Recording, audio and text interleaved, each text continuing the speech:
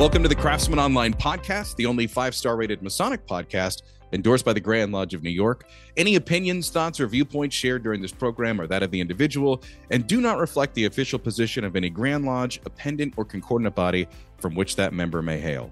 I'm your host, Brother Michael Arce, co-founder of CraftsmanOnline.com, and you've joined us for another discussion on comics and the crafts with worshipful brother Wes Latchford as we get into Spider-Man No Way Home and examine whatever Masonic connections can be made in that movie to our philosophical and theological teachings.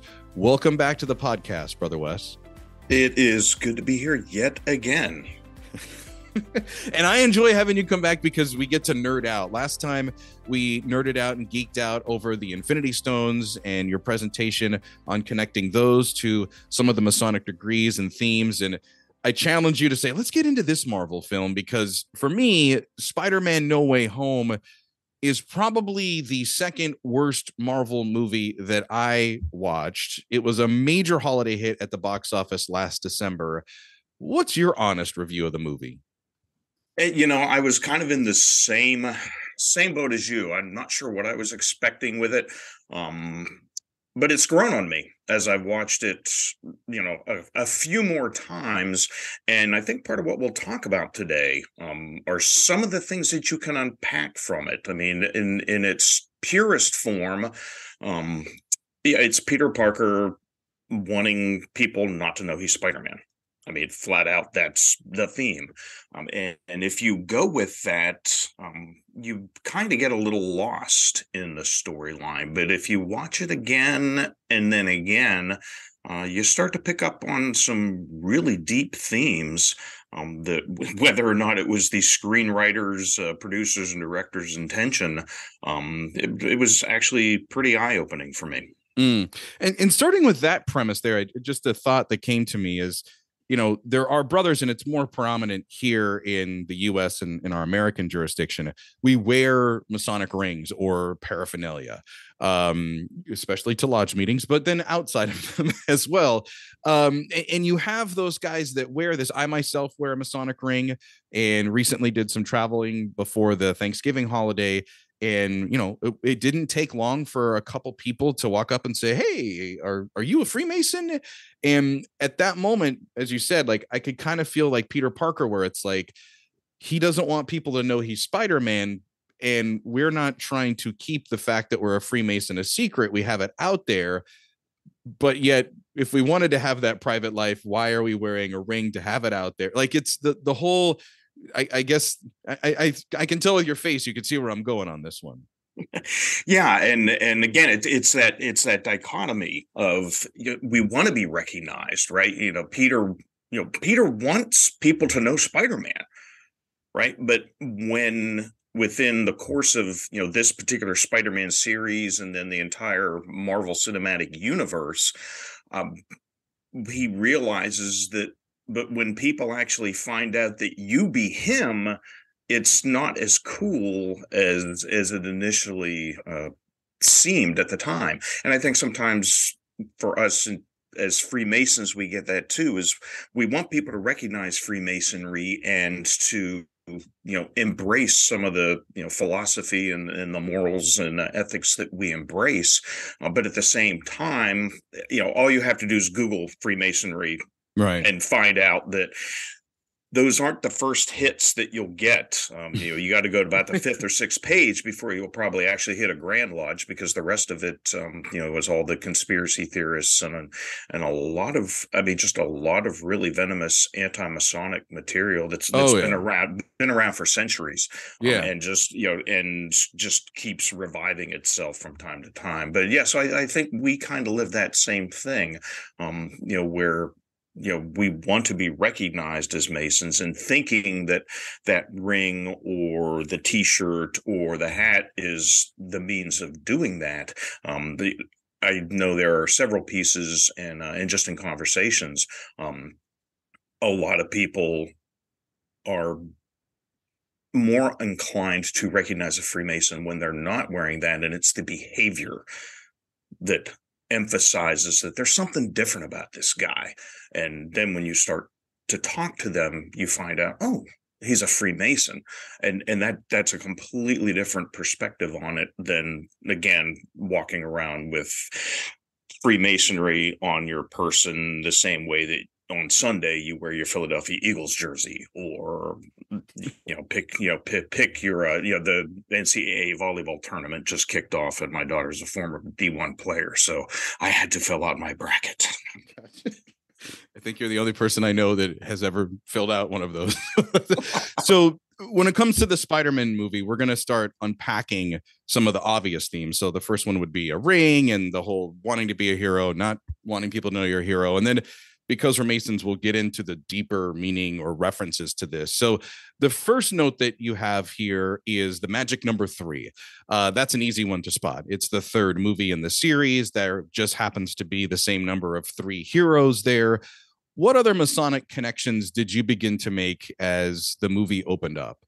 Yeah, so three's an easy one, and it's, you mentioned the magic number, but it actually is the magic number. If you're into numerology, the number 3 actually is the number of joy, creativity, and self-expression. I mean, it's the happy number.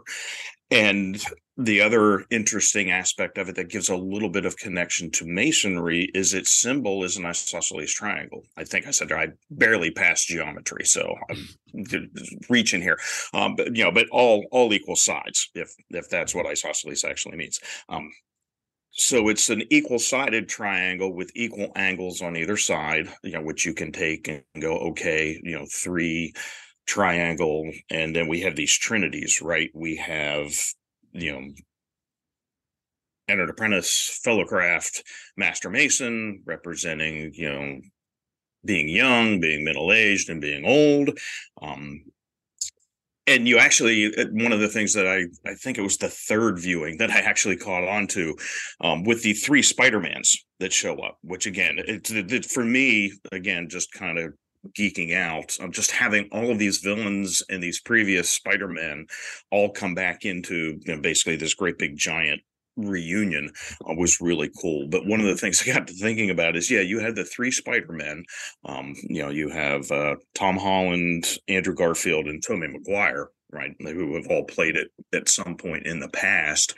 And then I got to thinking about Masonry and our 3s and our 3 degrees of the entered apprentice, the fellowcraft, and the master mason, and then thinking about young, middle age, old age, and I'm like, oh well, here they are. You got Tom Holland at age 26, the latest and greatest. I think you could probably make Andrew Garfield the fellowcraft, because he's kind of in the middle. He's almost 40 now, and then you've got the old man in dotage, and Tobey Maguire pushing 50, and so that was one of the things that I just caught on to when it came to the 3s, and with Masonry as well. I mean, we've got so many other 3s that you can look at and see. I mean, we've got 3 stationed officers. I mentioned 3 degrees, 3 wages of the fellowcraft. We have corn, wine, and oil. We have, again, those 3 stages of manhood: youth, manhood, and old age, which, interestingly enough, aren't unique to Masonry. If you're a pagan or a Wiccan, you actually recognize them as, not, youth, manhood, and old age, old man, but as the maiden, mother, and the crone. And we can even go back to ancient Egyptian mythology with the 3s and the 3 versions of folks, where the Egyptians traced the trip of the sun across the sky, and the sun at sunrise was Khepri, who was the young god, then Ra, who most everybody recognizes as Egypt's sun god, and then the old age, or the setting sun, was Atum. So again, you have this storyline of 3s in our lives and in our cultures that are in Masonry, but then, interestingly enough, show up in Spider-Man. Right. Yeah. I think the one that you unpacked first was an obvious one to me as well, because it was the reaction that every fan had as soon as that first portal opened up and out pops Andrew Garfield. And you're like, wow, with all the special effects they have, like, you could tell the aging, and they didn't really they kind of brushed off the, oh, you're from another multiverse, another timeline that just has continued to go on. And so when Tobey Maguire pops in, you're like, oh, okay. And wow, yeah, he still has that boyish height and look to him, but you could definitely tell that, you know, time had not been had passed for him as well. And that was the interesting part, is that the Spider-Man No Way Home movie opens up with the news from the post-credit scene, as you said, that Peter Parker's identity, is his secret identity, has finally been revealed. And from that is where he goes to Doctor Strange, who asks him to cast the spell to, quote, make everyone forget that I'm Spider-Man. And in that point, I found it interesting that you also picked up on two other parts here. So first, I wanted to ask you about, you know, Peter and how he was messing or attempting to alter the spell. How does that speak to our Masonic obligations? Yeah, so spoiler alert for anybody who hasn't actually seen the movie yet, since we've already discussed it. So what ends up happening is Peter, and going back to our previous conversation with, the idea of showing yourself as a Mason, through rings and everything else. Part of the reason that Peter doesn't want to have people know he's Spider-Man anymore is because the world has turned against him.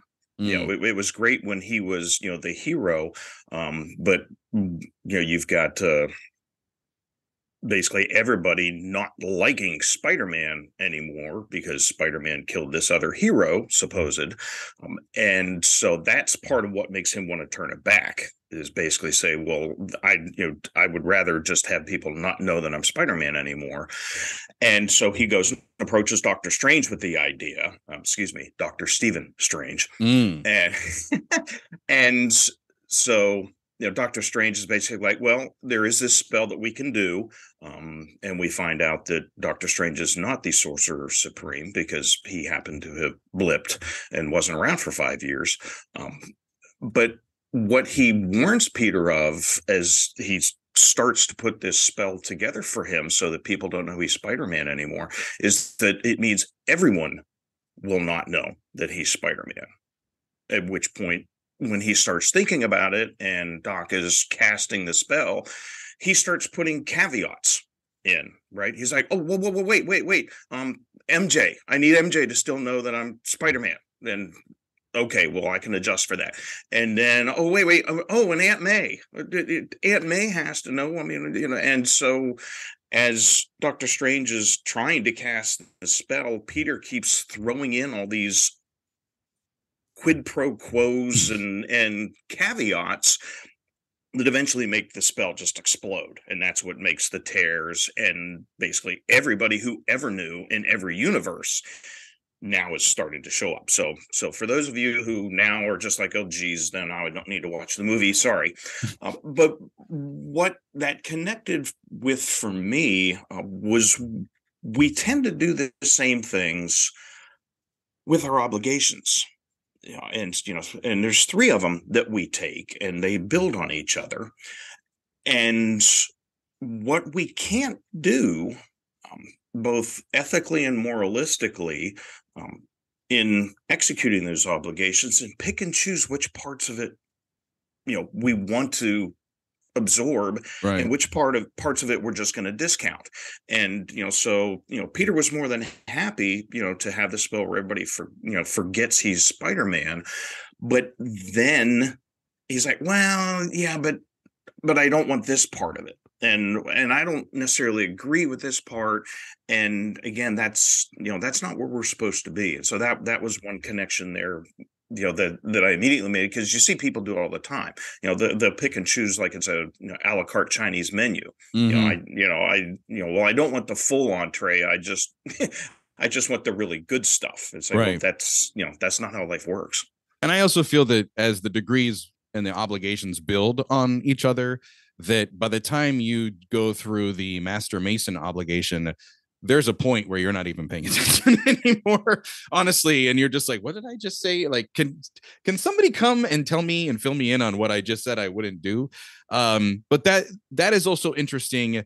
And I think, I don't want to go too far down this particular rabbit hole, but a conversation that I always have with brothers in our Masonic education or training classes is, what is what does the term worthy brother really mean? That there's a lot of gray area that does exist in the black and white world of a Masonic obligation. And while it is spelled out and you said that you would do this, this, or that, in real life, real world fire situations, you have to make some decisions, and you go back to what the line is of what it says, and you have to be able to interpret it, specifically on the parts of when you decide a brother, what qualifies as a worthy brother. Is it that they're a dues paying member? Is it that you know that they are good of character and in good heart and sound in mind? Like, there's so many questions that could exist in there, and that ultimately, as the brother that's thinking of all this, it's part of the plight of the hero. I would say that's the tough part. So it is interesting that you picked up on that theme.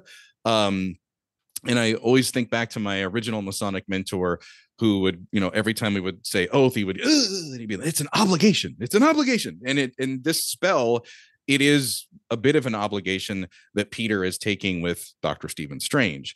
The other thing that you spoke to, and I just love you for having this idea because it didn't enter my head, but could you speak to the point of asking to be forgotten, and how that, as Freemasons, kind of contradicts our belief in the eternity of a soul question, especially when it comes to the idea of remembering brothers who have laid down their working tools? Yeah, and I think that's a result of too many, philosophy, theology, and religion classes, through through college and other things. But yeah, there's one of the big things that we just have is, we don't want to be forgotten. Right. And we always ask that question, whether you're a Mason or anything else. There's just this, you hear all the time, particularly in political circles, this legacy thing. Well, what's this legacy going to be? Because we don't want to be forgotten. We don't want to think that our work in this life will be forgotten as we transition to the next one. And you hit on it. We have an entire ceremony that we do, to recall a brother who has laid down their working tools and transitioned to the Celestial Lodge. And it's been interesting for me as master this year, and having been master of another lodge last year, how we don't necessarily as Masons relay that aspect of Freemasonry as perhaps as much as we should, when it comes to that remembrance, and also just the eternity of the soul, and then but also relaying that to our families, because the number of times, particularly more frequently, where I've had a couple families where they didn't even know that he was a Mason. And so you find out they passed away, and you call and you're talking with them. And so one, they have no idea he was a Mason, but there's so many other families that, don't have any idea about, the Masonic funeral rites, or also what they really encompass. And it's amazing the number of times when we do perform that ceremony of esteem, right? That's how we refer to it, to show our esteem for our departed brother.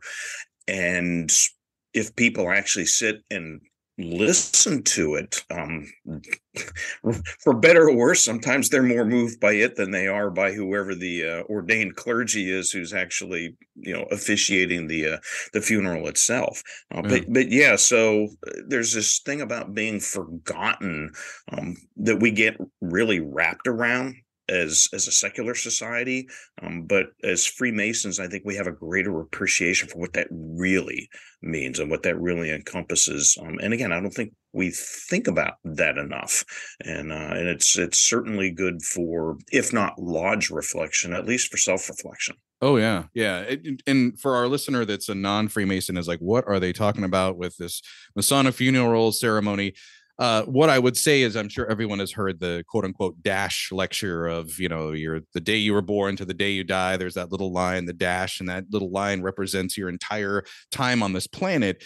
And to what you're speaking of is that in that moment, Peter Parker makes a rash decision and he feels that he has to go into hiding, and he doesn't think about that. He doesn't think that loved ones, family members who would know the good, moral, and virtuous man that he is, that they wouldn't even remember who he was, that their memory of him would be gone. And so when you brought that point up, I'm like, man, that is beautiful, because who hasn't, when you've done something wrong, your first reaction is to kind of go into self-defense and preservation mode. And you don't think that, hey, I have this whole army of people behind me, my close friends, my network, my connections, whatever you want to say, that they know the real me. And I can face whatever challenges are there because these people are that big support behind me.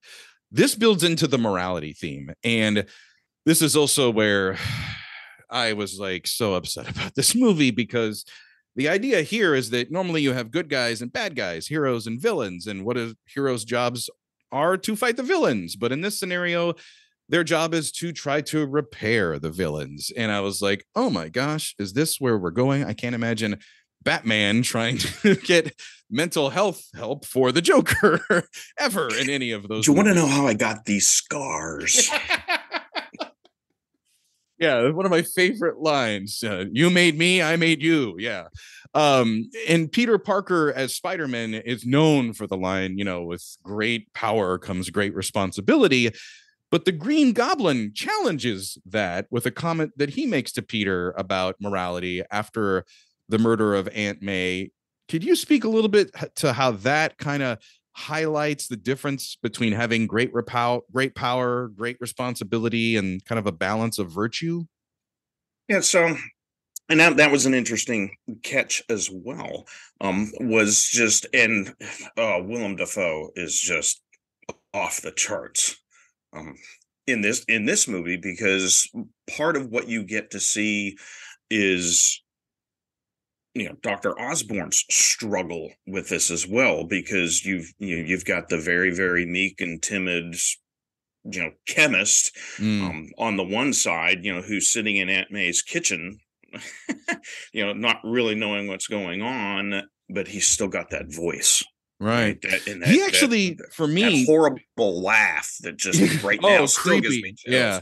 But he kind of, for me, almost in a moment, kind of steals the show. Like he becomes like what you're talking about right here, really to me was like, this is, they're trying to say something here. The writers of this movie, they had something built into it. So yeah, please build on that. Yeah. So what that ends up rolling into then is just like in a previous iteration of the film, the Green Goblin ends up killing Aunt May, and really within the storyline, May is Peter's, for lack of a better description, but I'll give it a Masonic twist. She serves as his point within a circle. She is his moral and ethical compass. In the middle. In other iterations, it wasn't May who makes the statement that you did, with great power comes great responsibility. It's actually his uncle as he's dying, which is tragic. But what the Green Goblin then tells him is, your moral compass is now gone. Enjoy what that offers you. You have these incredible powers, that you haven't even begun to realize what you can accomplish, but also bring to yourself now that you are free of, this thing that's been holding you back, Spider-Man.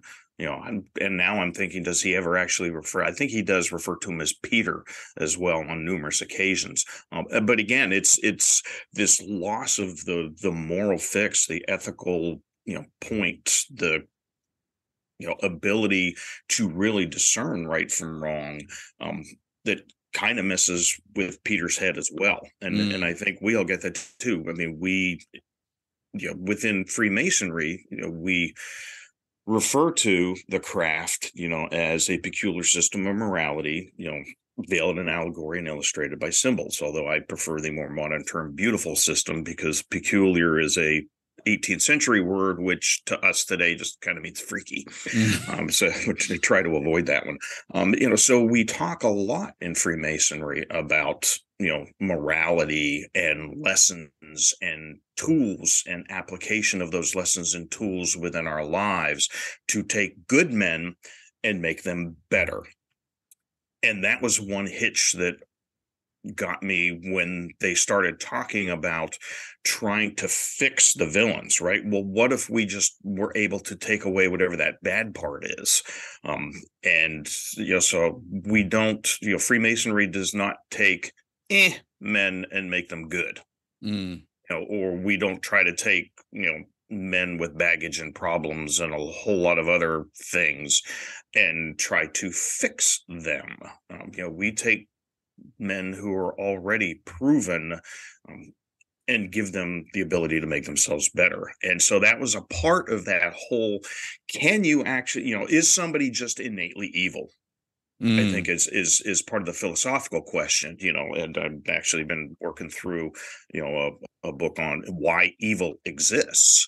Why is there evil in the world? And it doesn't actually ever answer it. It just gives lots of philosophical examples, but it never actually says why evil exists. Like but it every is college ethics class, there's no answer.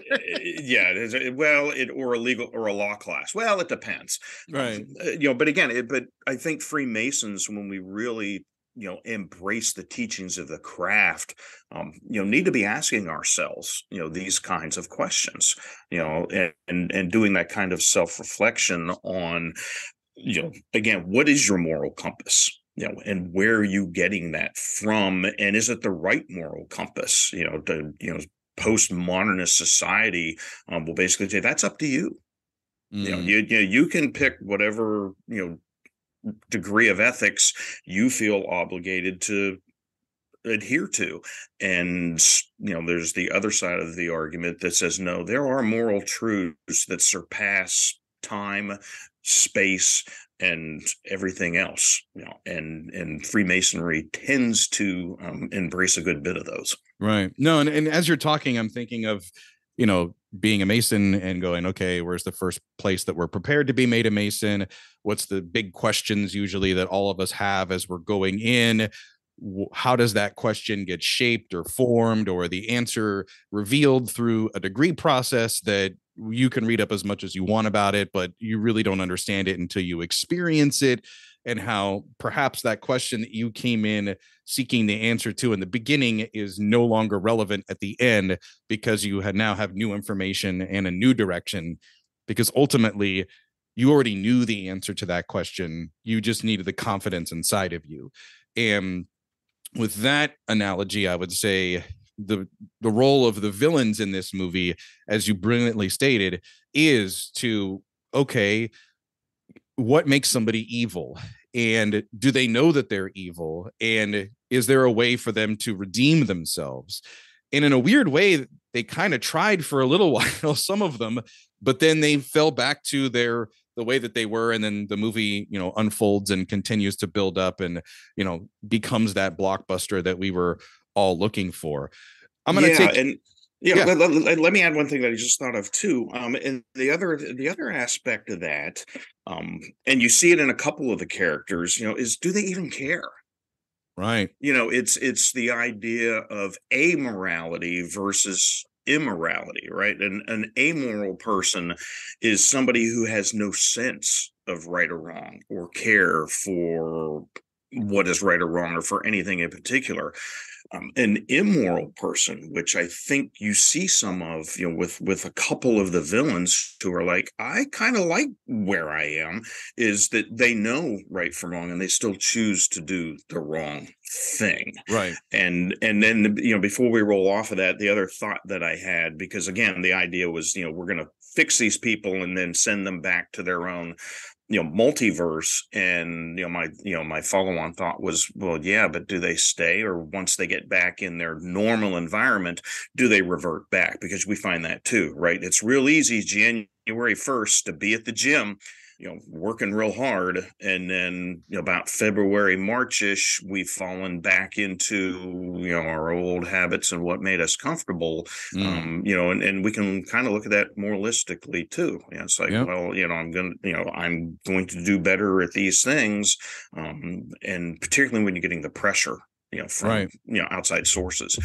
Yeah, so again, that was just an interesting thought. Is does this stick? Maybe that's Spider-Man Oh three yeah, and a yeah. half, I think three and that a half. this story came out, at a brilliant time as well, because we were all coming out of the pandemic, and mental health was such a huge part of one of the, if there is a spotlight that got shown on a lot of things that we needed to address in our just everyday life, that is it. And the stigma of it has now been removed, I think. And we were all looking at the whole part of, it is difficult when you work with people that have addictions or challenges in life, and the best thing that you can do is try to be supportive to them, but also provide whatever information you can so that they can make the decisions that they need to make to become, quote unquote, a better person, if that's the road that they want to take. And that's really, I think, what you're speaking to, is this movie outlines all of that these quote unquote villains are given a second chance, almost like a redemption, and then they get help from superheroes to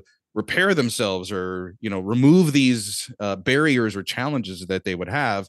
But inherently, at the end of the movie, they all kind of go back to who they are, and then things, honestly, for the viewer, begin to make sense, because now we have good guys fighting bad guys, and that's what we all paid our big movie dollar to go see. So the last stop here on the Masonic rabbit hole, and this one I did not pick up on it at all. I'm glad you noted it. Is the location of Dr. Stephen Strange's house, which is actually called the Sanctum Sanctorum. It's located at 177A Bleecker Street, which is funny. If you go on Google, you can look it up. Do you think that Dr. Strange could possibly be a Freemason? Oh, heck yeah. And well, okay, so he obviously wasn't a good man, right? If you're, a Doctor Strange fan, and you find out, the surgeon, Dr. Stephen Strange, was not not a nice guy. Mm. Certainly, I don't think, let's put it this way: if the investigating committee, if he petitioned, gave him a full recommendation, you might want to have a talk with whoever chaired that committee. But again, yeah, so it was the Sanctum Sanctorum that kind of hit me. And again, just interesting that within, the comics and within the movies, they use that term for his his house, which is actually a portal, because again, there's one in Hong Kong, there's one in London, there's the one in New York. But the Sanctum Sanctorum is actually out of King Solomon's temple, which is, has a big part of modern Freemasonry, speculative Freemasonry. And so it just struck me that was like, and then, oh, he's the controller of the time stone. Which put another element of, okay, and you mentioned we have this time on Earth, and what do we do with that time? And as Freemasons, we're reminded of the time, of youth and middle age and old age. And then the other things I started thinking about, and I'm still looking at them, is all of the symbols that you see within the house. Again, and this, like, I have nothing better to do, but just looking to see if I catch various things, Right. from the amulet that he wears with the time stone, to when he's actually conjuring protective spells, and he's got the basically the great big discs that we can cast everywhere, because there's a lot of imagery within that I want to try to break the code on without actually having to call somebody at Marvel. But the other thing that was interesting, and I'll toss again a spoiler alert here for those who haven't seen Multiverse of Madness yet, the second of the Doctor Strange movies, is you actually see an appearance of the Illuminati. Which I'm like, you've got to be kidding me. But the other thing that was interesting, though, to catch in that movie is there's a prison scene where Doctor Strange and another newly introduced character are being held, was actually filmed within Freemason Hall. it's the vestibule of Freemason Hall in London. Again, only people who've been there will go, I know exactly where that is. But there's a lot of stuff that gets filmed there. But yeah, so yeah, that's the next thing is I am going to prove beyond a shadow of a doubt that Dr. Stephen Strange, is not only a Freemason, but a 110th degree Freemason and part of, the New World Order that's going to, take over and make us all, subject to their will and pleasure. Well, I am looking forward to getting you back on the podcast for that episode of Comics in the Craft. We can say safely we'll be doing that one next year for sure. For now, we're going to wrap things up on this episode. Again, big thanks to my brother, our guest this week, worshipful brother Wes Latchford. Thanks so much for coming back on. I love geeking out with you. No. You give me great things to think about, and I really do encourage brothers to get together and talk about these things. Find the commonalities and the applications to life. It's one thing to go to lodge and eat green beans and room temperature ham, and then go listen to the secretary clear his desk and have the treasurer say there's still no money. But these kind of things is what we're really all about, and how we take ourselves and make ourselves better. If you've enjoyed this episode, you want to hear more, just tell Siri or Alexa to play the Craftsman Online podcast. We're available on all streaming platforms with new episodes every Monday morning. Until next time, let peace and harmony prevail.